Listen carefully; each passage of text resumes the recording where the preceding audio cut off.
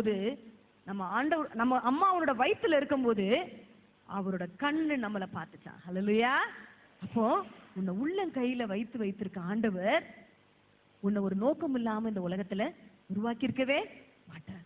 அதனால ஒருத்தரோட ஒருத்தர் ஒப்பிட்டு பார்த்துக்கொண்டு உன் வாழ்க்கையை வீணடிக்கவே அடிக்காத. உங்களுக்கு ஒவ்வொருத்தருக்கும் தனித்தனி திறமைகள் உண்டு.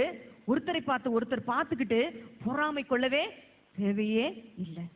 அது நம்மள நறுமணம் வீச முடியாதபடி நம்மளை என்ன செஞ்சிரும்? தடை செய்திரும். அடுத்தது ஒரு மன்னிக்காத சுபாவம். நீ உட்கார்ந்துருக்க நிறைய பேரு ஒருவேளை கிறிஸ்டியன் பேக்ரவுண்ட்ல இருந்து கூட வந்திருக்கலாம். கடவுளை ஏற்றுக்கொண்ட பிள்ளைகள் கூட நிறைய பேரை மன்னிக்கிறதுக்கு என்ன செய்யறதில்ல, அவங்க என்ன செய்யறதில்ல, வரதே கிடையாது.